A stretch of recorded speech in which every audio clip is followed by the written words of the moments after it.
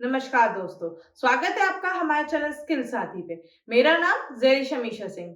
आइए आज हम जानेंगे एक और नई चेकलिस्ट के बारे में, जिसका नाम है क्लैप्सी। क्लैप्सी का मतलब होता है central associated blood stream infection. ये वो इन्फेक्शन होता है जो पेशेंट को सेंट्रल लाइन की वजह से होता है। आइए आज हम जानेंगे कि इसका मेंटेनेंस और इसकी चेकलिस्ट किस तरीके से फिल करी जाती है। सबसे पहले डेट ऑफ इंसर्शन।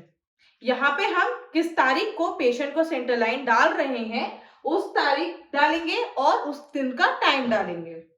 उसके बाद इंसर्टेड बाय, किसके द्वारा सेंट्रल लाइन डाली गई है उस डॉक्टर का नाम हम लिखेंगे। फिर आती है हमारी चेकलिस्ट फॉर इंसर्शन।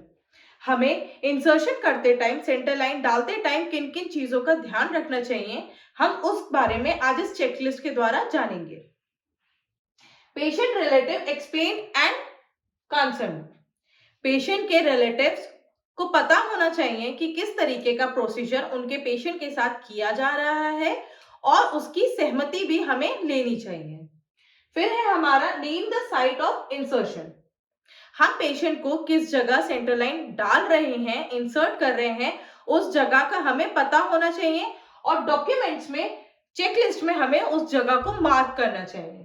अगर हम पेशेंट को जुगलर डाल रहे हैं तो हम जुगलर पे टिक करेंगे।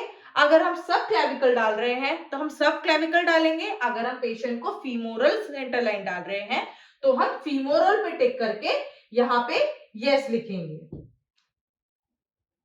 Article arrange. हमें सीवीपी डालने के टाइम जो जो आर्टिकल्स चाहिए रहते हैं उन सबको अरेंज करेंगे। जैसे कि सीवीपी सेट, उसे हमें अरेंज करना है। सूचरिंग सेट, पेशेंट को सेंट्रल लाइन डालने के बाद सूचरिंग सेट की व्यवस्था करनी है। और पीपीई, पर्सनल प्रूफ इक्विपमेंट्स, और हम पीपीई का यूज करेंगे। अगर हम ये सारे आर्टिकल्स अरेंज कर चुके हैं तो हम यस लिखेंगे। हैंड हाइजीन, हमें पेशेंट के कोई भी प्रोसीजर करने से पहले हैंड हाइजीन करना चाहिए।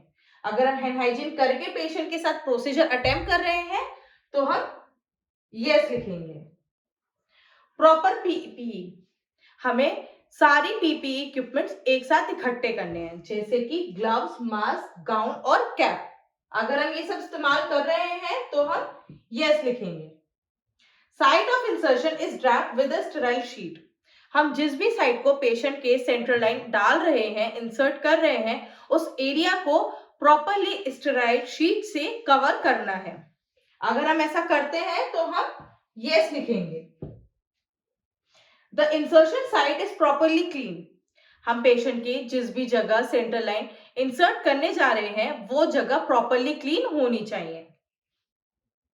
अगर हम उस एरिया को प्रॉपरली क्लीन कर रहे हैं तो हम उस जगह पे यस लिखेंगे। Proper sterility is maintained while insertion. Central line डालते वक्त प्रॉपरली हमें स्टेरिलिटी का मेंटेन करना चाहिए। हमें प्रॉपर तरीके से एसेप्टिक टेक्निक के द्वारा पेशेंट को सेंट्रल लाइन इंसर्ट करनी चाहिए। हम ऐसा अगर करते हैं तो हमें यस लिखना है। The catheter is properly fixed by suturing. जिस भी जगह पे पेशेंट के सेंट्रल लाइन इंसर्ट किया गया है उस जगह को प्रॉपरली फिक्स करना है सूचर्स के द्वारा।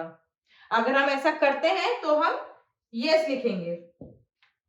The catheter site is clean and dressed.